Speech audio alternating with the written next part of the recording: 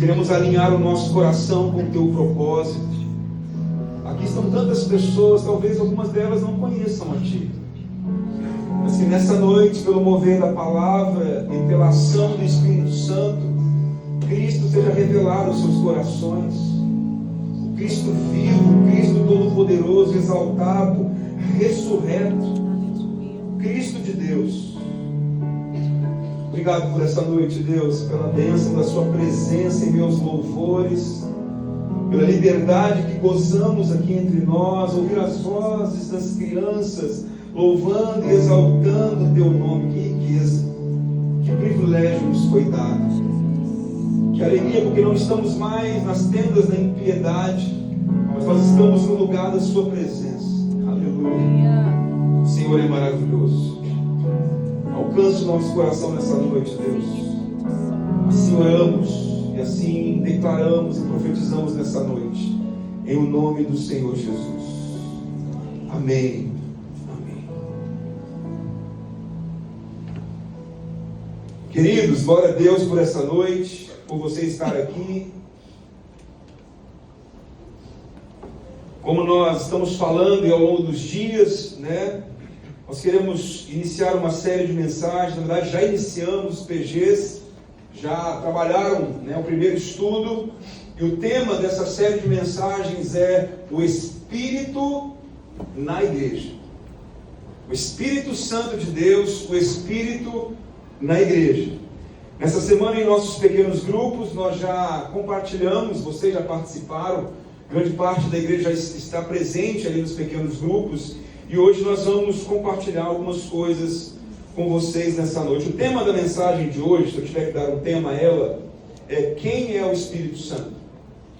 Esse é o tema da mensagem de hoje à noite. Quem é o Espírito Santo?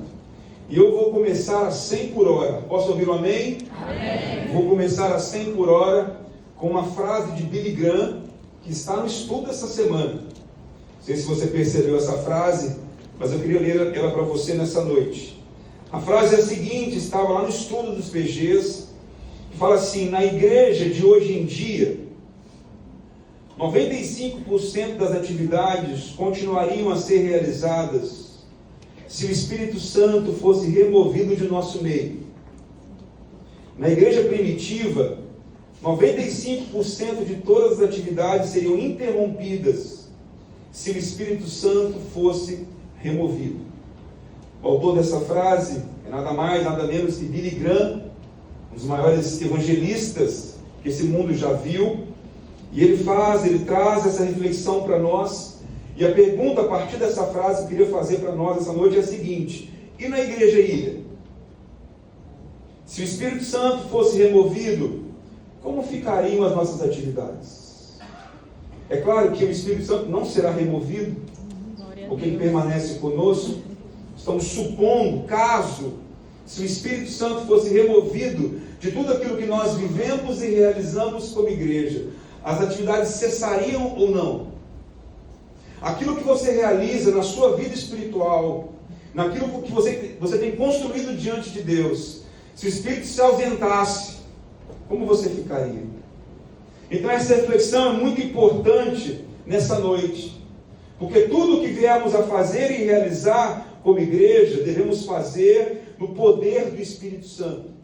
E nessa noite, então, nós vamos compartilhar um pouquinho, serão muitas mensagens, ok?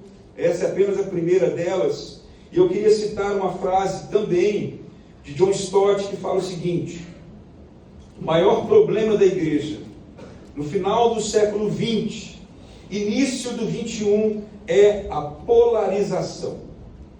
Interessante que de polarização nós entendemos bem no Brasil, sim ou não? Sim. Se você olhar para o contexto político do nosso país, você vai perceber uma extrema polarização. A extrema direita e a extrema esquerda. Polarização é algo do nosso cotidiano. Quando nós olhamos o cenário político do nosso país, de polarização nós entendemos bem. Mas o contexto pelo qual John Stott falou é um contexto acerca do Espírito Santo. Inclusive, Francis Chan escreveu um livro chamado Deus Esquecido. Porque parece que nós, muitas vezes, nos esquecemos do Espírito Santo. E essa frase aqui de John Stott nos faz olhar para dois extremos. O primeiro deles, uns que não falam do Espírito Santo. Esse é um extremo. Esses muitas vezes têm medo do Espírito Santo. E muitas vezes deixam de desfrutar do ministério do Espírito Santo. Nós vamos perceber ao longo das mensagens que ele foi enviado da parte do Pai e que tem uma obra a realizar. Porém, muitos de nós estamos talvez nesse extremo, por vários motivos. Talvez você veja de um contexto que abusou, um contexto de bizarrices, que muitas vezes são atribuídas a quem? Ao mover do Espírito Santo. E com certeza, talvez, essa seja a sua realidade. Esse é um extremo. Pessoas que não falam do Espírito, não conhecem o Espírito Santo, têm medo do Espírito Santo e deixam de desfrutar da obra genuína do Espírito Santo. Esse é um extremo.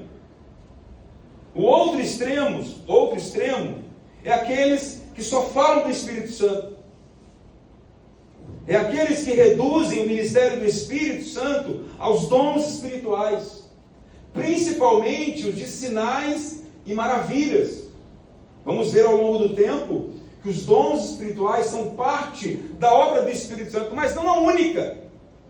Mas daquele que dão essa super ênfase nessa particularidade do Espírito Santo, enfatizam o carisma, porém desprezam o caráter. Supervalorizam o carisma, os dons do Espírito, em detrimento de uma vida de retidão e de caráter diante de Deus. E a nossa intenção aqui, como Igreja Batista da Ilha, não é caminhar nos extremos. É caminhar naquilo que é genuíno. É caminhar naquilo que o Espírito Santo quer gerar em cada um de nós. Há uma obra legítima, há uma obra genuína da pessoa do Espírito Santo entre nós. Amém. É isso que nós queremos desfrutar. Eu li recentemente um livro que deu nome a essa série de mensagens, Espírito na Igreja, de Craig Keener. Craig Keener é um teólogo pentecostal, um profundo conhecedor da palavra de Deus nos originais, ali, um erudito, um homem piedoso que conhece profundamente as Escrituras, um pastor pentecostal. E ele reconhece no seu livro muitas coisas que são atribuídas ao Espírito Santo, que na verdade não é obra do Espírito. E ele tem uma frase que eu tentei encontrar hoje no livro, mas eu não encontrei. Mas eu lembro assim, o que ele quis dizer ao escrever isso. É o seguinte, olha aqui, ó. As experiências negativas, os excessos em nome do Espírito Santo, não podem invalidar a verdadeira obra do Espírito Santo na vida da igreja. Entendeu? As experiências negativas, os excessos, os exageros, aquilo que não é genuíno, em nome do Espírito Santo, não vão invalidar, não podem invalidar a verdadeira obra do Espírito Santo na vida da igreja. Porque muitos de nós, até mesmo por estarmos em contextos onde essas coisas aconteciam, nós muitas vezes nos fechamos ao mover do Espírito. Nós nos fechamos aos movimentos do Espírito na vida da igreja. E nós desejamos isso aqui entre nós, irmãos. Aquilo que é genuíno, aquilo que é verdadeiro, aquilo que é mover de Deus. Eu tenho um costume, ao preparar as minhas mensagens, a orar a palavra de Deus, um texto específico, que foi a palavra do apóstolo Paulo. Se você quiser abrir aí, você vai abrir lá em 1 Coríntios, capítulo 2, de 4 a 5, que fala da pregação do apóstolo Paulo, da mensagem do apóstolo Paulo. E eu, quando estou preparando um sermão, eu oro isso continuamente. 1 Coríntios, capítulo 2, versículos 4 e 5. Ele fala assim, sei até de cor já. Minha mensagem e a minha pregação não consistiram em palavras persuasivas de sabedoria, mas em demonstração do poder do Espírito, para que a fé de vocês não se baseasse na sabedoria humana, mas sim aonde, irmãos? No poder de Deus. que a minha mensagem, a minha pregação, né, como o texto fala aí, não consistir em linguagens persuasivas de sabedoria humana, mas em demonstração do Espírito e de poder, para que a fé de vocês não esteja baseada na sabedoria do homem, mas sim no poder de Deus. Queridos, é impossível nós realizarmos a obra de Deus se não for no poder do Espírito. É fundamental que o Espírito Santo nos capacite para que nós possamos cumprir a missão que nos foi dada como igreja. Muitos dizem que o livro histórico do Novo Testamento não deveria se chamar Atos dos Apóstolos, deveria se chamar Atos do Espírito Santo. Após Atos capítulo 2, com o derramamento do Espírito Santo, nós vamos ver um movimento do Espírito Santo ao longo da expansão, do crescimento da igreja. Uma igreja não perfeita, mas que caminhava no poder da palavra e do Espírito Santo de Deus. Nós, de igual forma, queremos caminhar no poder da palavra e no poder do Espírito Santo de Deus. Amém. Porque não há outra forma de caminharmos se não for dessa forma. Outra coisa importante, antes de enviar a igreja ao mundo, e ouça com atenção essa frase aqui, ó. Antes de enviar a igreja ao mundo, Deus enviou o Espírito à igreja. Desse jeito. Antes de enviar a igreja ao mundo, Deus enviou o Espírito Santo à igreja. E naquela janela de tempo ali, entre morte, ressurreição e Pentecostes, entre a ressurreição e Pentecostes foram 50 dias. E a ordem dada aos discípulos foi qual? Esperem. Esperem em Jerusalém a promessa do Pai. Porque João batizou com água, mas vocês serão batizados com o Espírito Santo. Então a igreja só partiu em missão e proclamação depois de serem cheios do Espírito Santo de Deus. Você quer ousar ir a este mundo sem o poder do Espírito? Você quer pregar o Evangelho a essa geração sem o poder do Espírito? Você quer ser testemunha de Cristo, um testemunho eficaz, sem o poder do Espírito? É impossível. A igreja precisa do poder do Espírito Santo de Deus. E que nós sejamos essa igreja. Igreja da palavra e do Espírito. Mentes iluminadas e corações fervorosos. Mentes cheias do conhecimento de Deus e corações queimando de amor por Jesus e pela sua missão e pela sua obra. Amém. Deus não quer alcançar somente o seu intelecto. Ele quer alcançar o seu intelecto e também o seu coração, de onde tudo emana.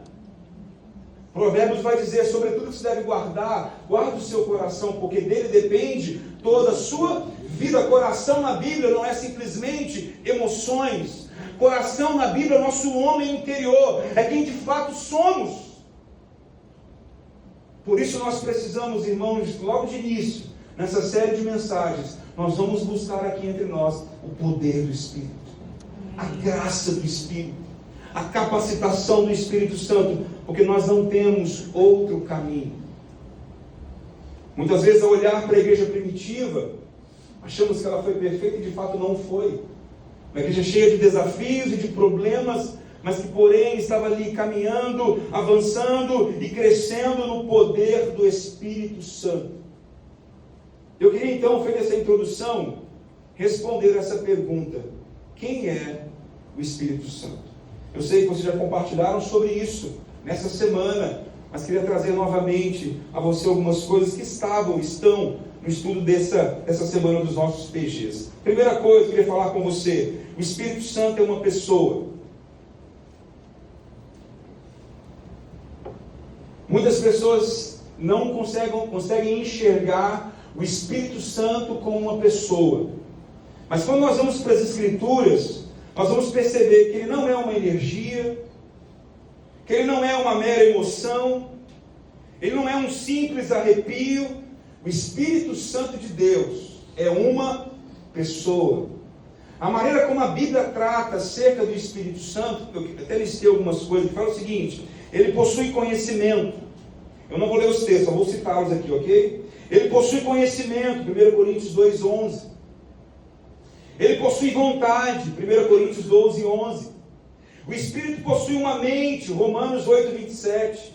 Ele fala, Atos 13:2. Ele intercede, Romanos 8:26. Ele testifica, João 15:26. Ele dá direção, Atos 8:29. Ele pode ser entristecido, Efésios 4:20.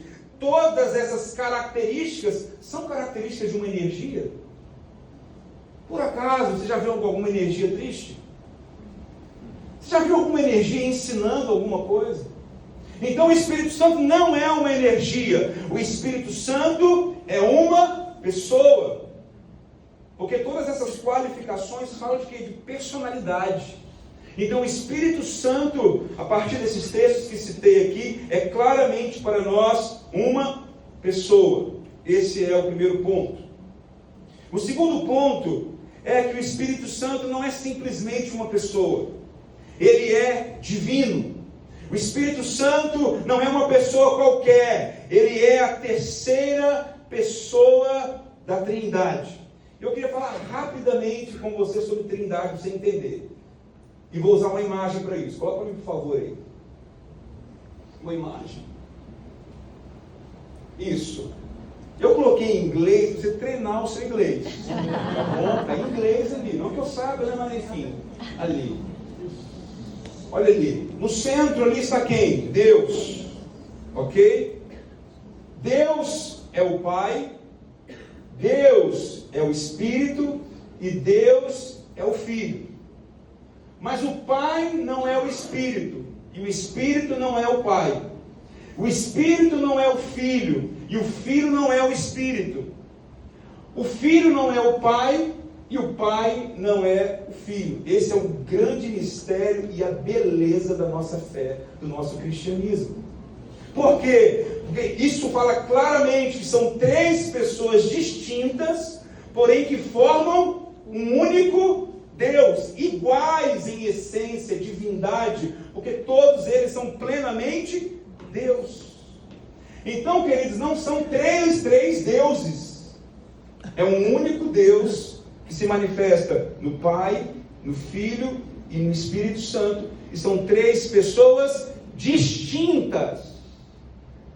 Você não vai conseguir enxergar a Trindade com muita clareza na velha aliança, sabe por quê? Porque o propósito de Israel na sua proclamação, as nações em volta, eles eram politeístas. Então a ênfase do Velho Testamento é da unidade de Deus, do único Deus verdadeiro. Inclusive a Shema, Deuteronômio 6:4, vai dizer que Deus é o único Senhor. Por quê? Como testemunho às nações politeístas que estavam ao redor de Israel. Porém, quando vamos caminhando para a nova aliança, nós vamos percebendo claramente a distinção do Pai, do Filho e do Espírito. O Pai nos elegeu nele, o Filho nos redimiu e o Espírito Santo selou o penhor da nossa salvação. Então, quando a gente vai caminhando para a nova aliança, nós vamos percebendo, é claro que Trindade é um termo teológico, ok? Não tem essa palavra na Bíblia. Mas nós vemos claramente, o mais importante é entendermos que é um só Deus, são três pessoas distintas que formam um único Deus, iguais em divindade, essência e poder. Isso é um grande mistério da teologia. Nenhum ser humano consegue explicar, pode tirar a imagem. Nenhum ser humano consegue explicar em profundidade quem Deus de fato é e como Ele se manifesta. O que sabemos é aquilo que Ele nos revelou, a partir da palavra de Deus. Então é importante que você saiba que o Espírito Santo é uma pessoa e que Ele é um ser divino. O Espírito Santo é Deus, a terceira pessoa da Trindade. Eu vou ser mais prático agora, tá bom? Fica tranquilo aí. Você vai abrir comigo a sua Bíblia, em João capítulo 14.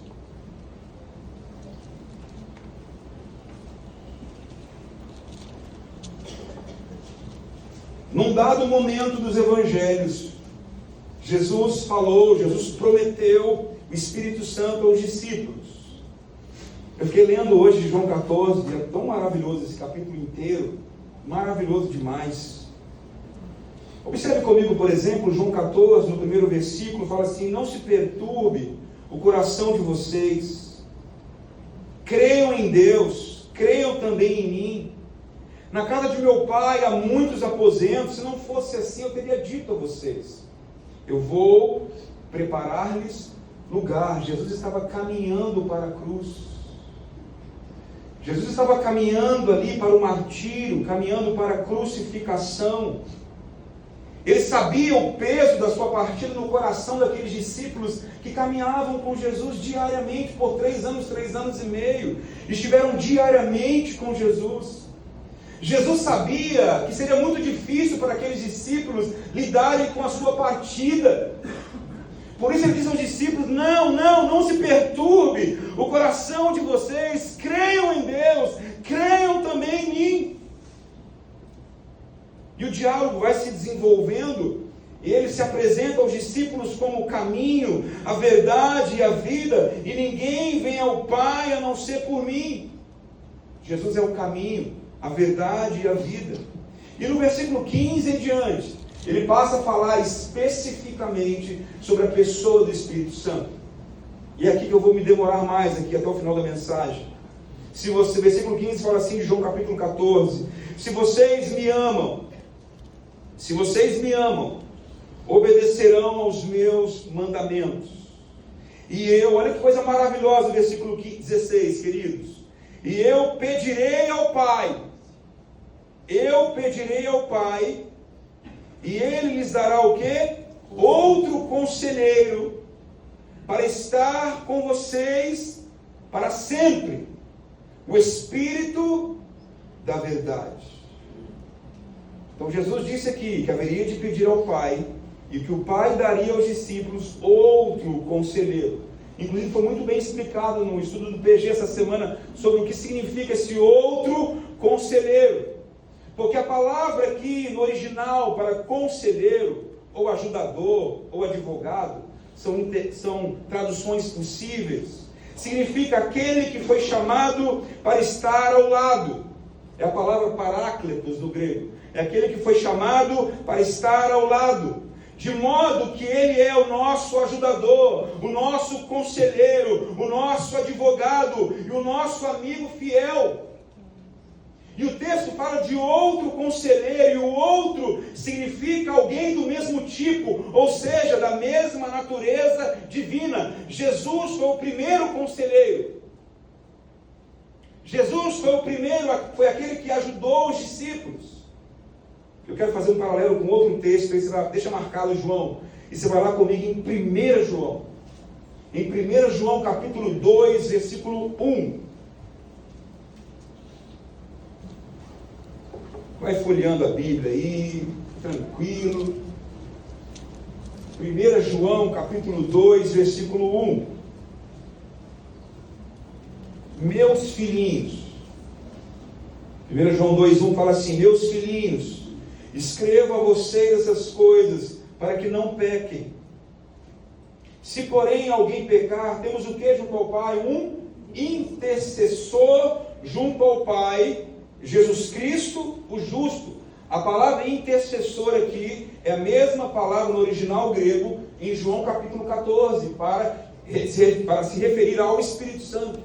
Então, Paráclitos aqui no texto era uma referência a um advogado junto ao Pai, que é a pessoa de Jesus Cristo. Em João capítulo 14 é usada a mesma palavra acerca do Espírito Santo como nosso conselheiro e como nosso ajudador. Então Jesus foi o primeiro conselheiro daqueles discípulos. Mas dentro do propósito de Deus, estava no coração de Deus, que o Filho fosse à cruz, morresse, ressuscitasse, retornasse ao Pai, e Deus haveria de enviar outro conselheiro, igual ao primeiro, da mesma natureza, do mesmo tipo, e não alguém diferente. Jesus haveria de voltar ao Pai, mas Deus nos ama tanto, e sabe a condição do nosso coração, enquanto peregrinos e forasteiros que somos, a necessidade que temos de auxílio. a necessidade de sermos socorridos diariamente, como cantamos aqui. E o que me constrangeu nesse texto foi observar o cuidado de Deus para com seus discípulos.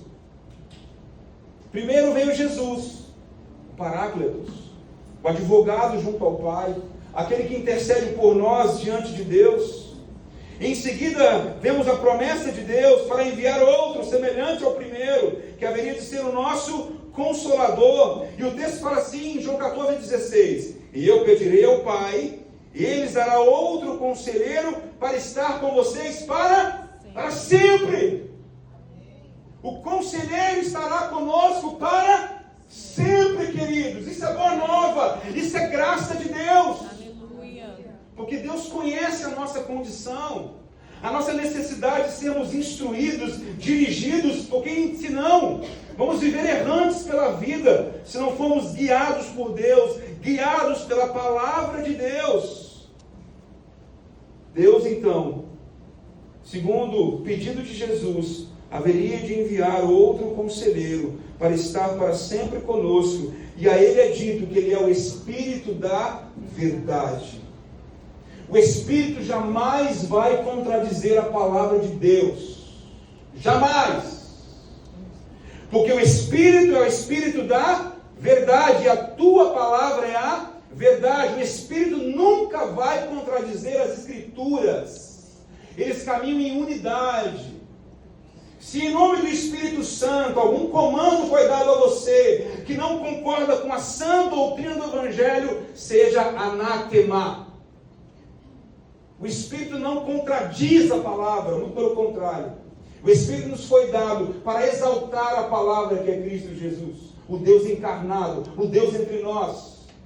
Jesus, o Espírito Santo, não chama a atenção para si. O seu ministério é glorificar o Filho. Amém. Ele não chama a atenção para si. O ministério do Espírito é exaltar o Filho e aplicar a obra da redenção em cada coração. Não há crise na Trindade, eles estão muito bem, amém? Eles não disputam, eles não concorrem, eles cooperam em paz, em unidade. Eles caminham cada um na sua função, cada um no propósito de Deus. Então muito cuidado, porque muitas vezes em nome do Espírito nós até mesmo afrontamos a palavra, e não é assim de fato.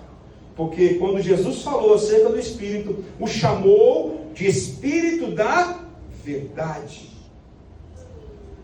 Aí fala assim, o mundo não pode recebê-lo, porque não o vê nem o conhece. Mas olha o versículo 17, coisa preciosa, irmãos. Mas vocês o conhecem, pois ele vive com vocês, ele vive entre vocês. E o verbo seguinte está no futuro. Ali no telão ali, vocês porém o conhecem, pois ele vive com vocês, ele está no meio de vocês, mas ele estará em vocês. Isso de fato aconteceu após o derramamento do Espírito Santo em Pentecostes, Atos capítulo 2, onde a igreja passou a ser um lugar onde o Espírito Santo habita. Até então o Espírito vivia entre eles, mas após Pentecostes, o derramamento do Espírito Santo, o cumprimento da promessa do Pai, a igreja passou a ser o templo, a morada, a habitação do Espírito Santo de Deus. Deus não mais habita em templo feitos por mãos humanas. Deus habita na igreja, o corpo vivo de Cristo Jesus. Glória a Deus. Querido, esse lugar aqui só nos atende para que nós possamos nos reunir como igreja, mas igreja somos nós. Igrejas são os salvos, os remidos, aqueles que foram alcançados pela graça de Deus. Por isso Jesus disse, ele vive com vocês e estará em vocês. E o versículo 18 foi um versículo que falou muito comigo. O versículo 18 fala assim, não os deixarei órfãos, voltarei para vocês. Obrigada, Senhor. Eu fui estudar esse texto com mais cuidado. Existe uma diversidade de opiniões aqui, mas há um consenso entre os estudiosos. O texto fala assim, ó: não os deixarei órfãos, voltarei para vocês. Vamos pensar junto aqui. Jesus, o primeiro Paráclitos, cumpriu a sua missão. Ele haveria de rogar ao Pai, o Pai haveria de virar outro semelhante a ele. E quando ele fala assim, não os deixarei órfãos, voltarei para vocês, muito provavelmente, Jesus está se referindo ao Pentecostes. Ou seja, eu vou estar no meio de vocês, na presença do Espírito Santo de Deus. Eu não vou deixar vocês órfãos. Olha o cuidado de Deus para com os discípulos, irmãos. Muito provavelmente a intenção de Jesus aqui, primariamente falando, ele estava se referindo à vida do Espírito Santo no Pentecostes. Porque sem o Espírito, seríamos como crianças sem pai. Seriam como escravos sem senhor, ou como discípulos sem mestre. Todos sozinhos no mundo. Mas Deus de fato não nos abandona. Ele não nos deixa órfãos. E de fato Ele enviou o Espírito para que pudesse habitar em cada um de nós, na igreja, no povo de Deus. Amém. Quantos aqui são órfãos? Pelo menos de pai ou de mãe? Ou de ambos? Alguns órfãos aqui. A orfandade é exatamente uma característica de um necessitado. Porque é muito difícil perder um ente querido, não é verdade? Perder um pai, perder uma mãe. É extremamente doloroso para nós. Fica a saudade, não fica? Fica a história, ficam as lembranças. A orfandade na Bíblia, inclusive, trata de vulnerabilidade. Precisamos cuidar dos órfãos e das viúvas. Esse é o estado do ser humano. Nós somos vulneráveis, nós somos carentes. E Deus, conhecendo a nossa estrutura e sabendo que somos pó, Ele de forma alguma haveria de nos abandonar. Ele não nos deixaria órfãos. Sim, podemos perder pai, podemos perder mãe, vamos viver o luto e sofrer esse luto. Mas jamais devemos esquecer que Ele jamais vai nos abandonar. Aleluia. Eu não deixarei vocês órfãos. Eu voltarei para vocês. E hoje Jesus habita no coração daquele que crê, por causa da presença do Espírito Santo de Deus no coração daquele que de fato crê. Isso aqui é muito constrangedor, irmãos. O amor de Deus, a obra de Deus por nós, deveria de alguma forma gerar lágrimas no nosso coração. De um Deus que nos ama de tal maneira que não nos abandona. Ainda que houvesse uma ausência e uma presença, Ele cumpriu a sua palavra, cumprindo a promessa do Pai, a profecia de Joel e tantas outras profecias do Antigo Testamento. E de fato essa palavra se cumpre em Atos capítulo 2. E o Espírito Santo então é derramado sobre nós, sobre a igreja. Não os deixarei órfãos, voltarei para vocês. Aí ele fala assim no 19, vamos ler um pouquinho juntos aqui, ó. Dentro de pouco tempo, o mundo não me verá mais, vocês, porém, me verão. Porque eu vivo, vocês também viverão.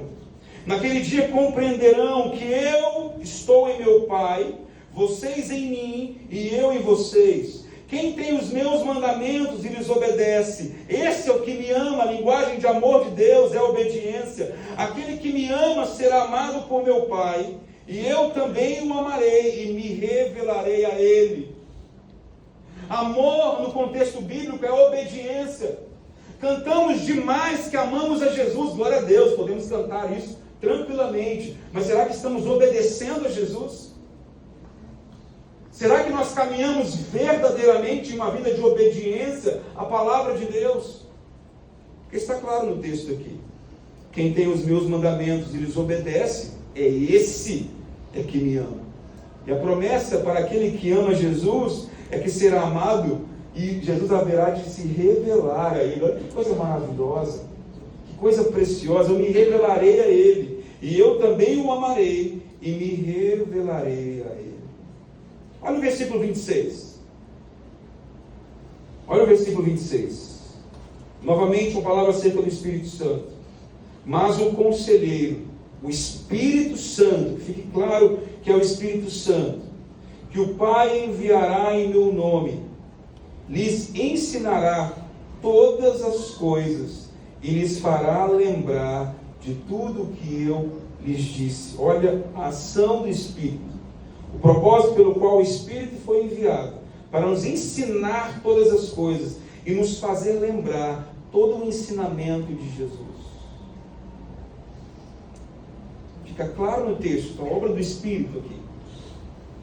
E olha o versículo 27, porque o versículo 27, voltamos aqui ao primeiro versículo de João 14, a mesma coisa.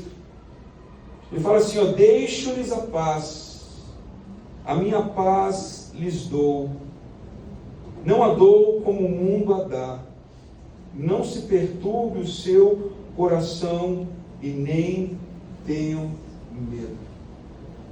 Jesus começa assim, João capítulo 14, versículo 1, não perturbe o coração de vocês, e em seguida fala no versículo 27, né? Não se perturbe o seu coração e nem tenham medo. Você precisa compreender nessa noite que o Espírito Santo nos foi dado para estar ao nosso lado, para nos auxiliar nas duras batalhas dessa vida. Ele é o intercessor, aquele que nos ajuda, aquele que nos consola, e não há como caminharmos na fé, se não for pelo poder do Espírito.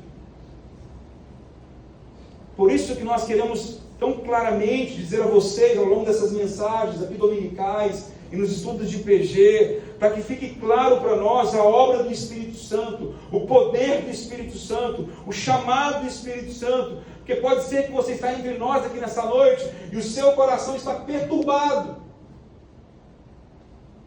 Pode ser que você está entre nós aqui nessa noite, e você tem sido refém do medo. E se foi importante para aqueles discípulos ouvirem sobre o conselheiro, sobre o consolador, é importante que nós nessa noite possamos ouvir de igual forma. Porque muitas vezes o nosso coração está como, irmãos? Está perturbado. Muitas vezes a paz passa longe do nosso coração e da nossa existência. Lidamos com as dores da vida, com os dissabores da vida, mas fique tranquilo, não tenham medo, o Espírito Santo é com você. Amém. Ele é o Paráclitos, ele é aquele que foi chamado para estar ao seu lado, para lhe auxiliar. O Espírito Santo é o grande advogado da família de Deus, que intercede junto ao Pai. Você lembra que Romanos vai dizer que nós nem sabemos orar como convém? Quantas vezes nós estamos em situações da nossa vida que nós nem sabemos orar. E é nesse momento que a Bíblia diz, em Romanos capítulo 8, que é o Espírito Santo que intercede por nós, muitas vezes com gemidos inexprimíveis. Amém. Relaxa, respira. Você tem um advogado junto ao Pai. Você tem um intercessor junto ao Pai, o Espírito da verdade. Por que temer? Por que ser refém da perturbação do coração e das dores da sua alma? O que você precisa é ser cheio do Espírito Santo. Amém. O que você precisa é mergulhar nas Escrituras. O que você e eu precisamos é de termos comunhão com Deus. Amém. Porque, não se iluda, como falei no versículo, no vídeo ali, não se iluda. A iniquidade vai avançar, irmãos. Ela vai se multiplicando a passos largos, a vida se torna cada vez mais difícil, mais trabalhosa. Mas também a Bíblia diz que nos últimos dias serão dias de derramamento do Espírito Santo. Aleluia. E a igreja vai se apegar em quem? Nas más notícias do seu tempo? Ou vamos nos apegar às promessas de Deus? Os discípulos então permaneceram ali em Jerusalém. Nós conhecemos bem a história. Eles permaneceram em Jerusalém. Para terminar, abra comigo em Atos capítulo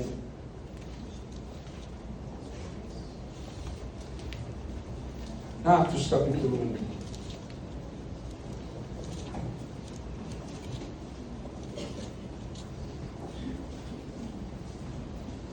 Atos capítulo 1, Jesus disse aos discípulos aqui no versículo 4. Certa ocasião, enquanto comia com eles, deu-lhes esta ordem: não saiam de Jerusalém. Não saiam de Jerusalém, mas esperem pela promessa de meu Pai, da qual lhes falei. Pois João batizou com água, mas dentro de poucos dias vocês serão batizados com o Espírito Santo. Posso ouvir um amém, querido? Amém. Aguarde em Jerusalém, porque virá o poder de Deus sobre vocês. E Atos 1:8 fala assim, a pergunta, né, Senhor, é neste tempo que tu vais restaurar o reino de Israel? Ele lhe respondeu, não lhes compete saber os tempos ou as datas que o Pai estabeleceu pela sua própria autoridade. Mas receberão o que, irmãos? Poder. Poder! A igreja vai receber e recebeu poder, irmãos, quando o Espírito Santo descer sobre vocês. E serão minhas testemunhas em Jerusalém, em toda a Judéia e Samaria, até onde, queridos? Até os confins da terra. Os discípulos permaneceram juntos, ali, unânimes em oração, até que a promessa do Pai de fato se cumpriu. E todo aquele movimento do Espírito sobre Jerusalém, Jesus foi exaltado, Jesus foi glorificado, a ponto das pessoas responderem, e agora o que faremos? Arrependei-vos. Cada um de vocês sejam batizados em Jesus Cristo para a remissão dos seus pecados, e vocês receberão o quê? O dom do Espírito Santo. E fala assim, pois a promessa é para vocês, que estavam presentes ali, para os seus filhos e para todos. Olha aqui, nós fomos incluídos. Posso ouvir um amém? Amém. Aleluia, nós fomos incluídos. Glória a Deus. Fala assim, ó, você quer acompanhar comigo? Atos 2, estou caminhando para o final. Atos 2, versículo 39. Pois a promessa é para vocês, para os seus filhos e para todos que estão longe, para todos quantos o Senhor nosso Deus chamar. Fomos chamados por Deus. Obrigado, Jesus. Então essa promessa está vigente para a vida da igreja. O Amém. dom do Espírito Santo, a presença do Espírito Santo, o batismo do Espírito Santo está disponível para nós, em nome de Jesus. Amém. Versículo 41 e último. Os que aceitaram a mensagem foram batizados, e naquele dia houve um acréscimo de cerca de 3.000 pessoas. 3.000 pessoas alcançadas pelo Evangelho de Cristo Jesus. A proclamação da palavra no poder do Espírito vai tirar pessoas do inferno e vai transportá-las para o reino do Filho do seu amor. Amém. Nós somos uma igreja que caminha na palavra e ponto final. Nós não aderimos às modas contemporâneas do nosso tempo.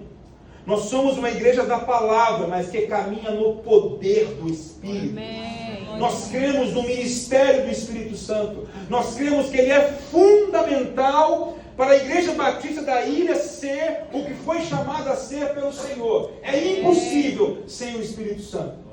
E você e eu precisamos ter essa consciência. Porque muitos de nós que foram expostos a esse ensino essa semana não sabiam que o Espírito Santo é uma pessoa. Eu vi vários relatos. Muitos de nós que estavam presentes nos PGs não tinham ideia sobre a divindade do Espírito Santo. Que ele é uma pessoa distinta dentro da revelação da Trindade. Nós precisamos trazer o quê? Sã doutrina, fundamento da palavra de Deus. Porque senão seremos levados para um lado e para o outro. Precisamos das Escrituras, mas nós como igreja vamos buscar o poder do Espírito Santo. Para que sejamos o quê? Testemunhas eficazes do Evangelho até os confins da terra. Amém. Chama o pessoal do louvor aqui. Eu vou terminar contando uma experiência que eu tive em um congresso que eu participei nessa semana passada, na verdade. Essa semana. Eu estive em Niterói, junto com outros pastores aqui da cidade, alguns amigos, e fomos para um congresso em Niterói, do Atos 29. Atos 29 é um ministério, né, que tem servido na plantação e na revitalização de igrejas. Às vezes a gente fica tão aqui no contexto local, tão preso aqui dentro, a gente deixa de desfrutar algumas coisas que Deus tem feito globalmente. Eu estive presente ali. E naquela ocasião tinham 130 irmãos que vieram dos Estados Unidos, membros de uma única igreja, nos Estados Unidos, em Dallas, no Texas. Uma igreja que tem enviado recursos para a plantação de igrejas bíblicas centradas no Evangelho no nosso país. E nós ouvimos ali muitos relatos de igrejas saudáveis sendo plantadas. Eu vi vários vídeos de movimentos missionários. Ouvi vários testemunhos do que Deus tem feito nas nações da terra. E o quanto aquilo me alegrou, irmãos. E o quanto aquilo me desafiou para que nós possamos avançar, missionariamente falando. E quando eu falo isso, não pense na África somente. Pense no seu trabalho. Primeiro é Jerusalém, depois Judéia, Samaria e até os confins da terra. Os americanos que estavam lá, eram 130 irmãos que estiveram presentes, pagaram seus custos e vieram. Como eles eram cheios de alegria, cheios do Espírito. Eu vi lá vídeos de batismos, a igreja celebrando, a igreja, sabe, cheia de energia do Espírito Santo, do poder do Espírito Santo. Sabe, Deus quer nos levar além, queridos. Deus quer nos levar além. Isso tem a ver com você. Você precisa parar de olhar somente para si, olhar para a missão de Deus. Quando eu olho para essa igreja, as pessoas que a compõem, pessoas capacitadas, cheias da graça de Deus, de recursos, de talentos de Deus, o quanto nós podemos fazer se nós colocarmos tudo o que somos à disposição de Jesus. À disposição de Jesus. O que Deus quer fazer através de mim, de você, nós nem imaginamos. O que cabe a nós é nos rendermos a essa mensagem e entregar tudo o que Ele requerer de nós, colocarmos à disposição do reino de Deus. Nós vamos orar nesses dias, sabe, nesses domingos, essas semanas, buscando o que o Espírito Santo tem para essa igreja. Qual é a porção que nos cabe?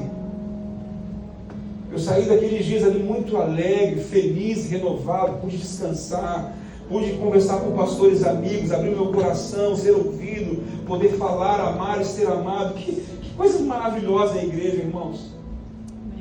Que coisa maravilhosa é a igreja. Pastores me ouviram, me abraçaram, pastores que eu ouvi, pude cooperar. E assim a igreja de Cristo vai avançando até os confins da terra. Vamos avançar cada vez mais. Saia da sua zona de conforto. Pare de olhar somente para si. Vamos colocar a mão no arado. Vamos servir a Jesus. Vamos proclamar o Evangelho de Cristo, porque as pessoas precisam ouvir desse Evangelho. Essa semana eu fiz uma oração. Senhor, me ensina a amar. Eu estou precisando aprender a amar, Senhor. Compartilhamos aqui com os líderes de PG. Senhor, nós precisamos aprender a amar de verdade. Fiquei sabendo que o Diogo estava internado. Fui no hospital hoje à tarde. Antes de vir para cá, fui ao hospital. Falei, Deus, como é que eu posso amar o Diogo? Como é que eu posso amá-lo de verdade? Um irmão nosso, membro dessa igreja. Como é que eu posso amá-lo? Além de orar, a oração é um grande ato de amor, não é verdade? Eu fui ao hospital nessa tarde, pude ouvi-lo, vai fazer um exame amanhã, né, Camila? Um exame importante amanhã. Nós vamos orar por ele aqui daqui a pouco. Mas pude estar ali presente, sentei ao lado dele, nós conversamos, pude entender o cenário da sua enfermidade, os desafios que ele tem. E por fim nós oramos juntos ali. E quando nós oramos, entrou uma enfermeira. Antes de eu começar a oração, ela entrou, porque era um quarto compartilhado, e o outro que estava presente teve alta, e o Diogo estava sozinho. O Diogo, irmão dele. Eu sentei ao lado dele na cama, nós começamos a orar, orando ali, colocando tudo aquilo diante de Deus. Quando eu abri os meus olhos, aquela enfermeira estava completamente em lágrimas. Queridos, os campos estão brancos. E nós estamos dormindo na luz. Misericórdia, Senhor. Dormindo na luz. Uma atitude simples, não vai requerer muito. Entregue glória de Deus. Uma oração que você fizer, um abraço que você der, você não pode imaginar o alcance que isso pode fazer. Nós vamos terminar essa noite adorando ao Espírito Santo. Sabe por quê? Porque Ele é Deus, amém? Se Ele é Deus, lindo. Se Ele é Deus, Ele é digno de ser o quê? Adorado. Aleluia. Nós vamos adorar o Espírito Santo nessa noite. Posso ouvir um amém? Porque Ele é Deus, Ele é digno de ser adorado. Aqui Ele não será o Deus esquecido. Não. É o Espírito da verdade. Coloque-se de pé no seu lugar. Nós vamos terminar essa noite adorando, celebrando. E você precisa responder a palavra do Senhor nessa noite. O que o Senhor requer de você? O que o Senhor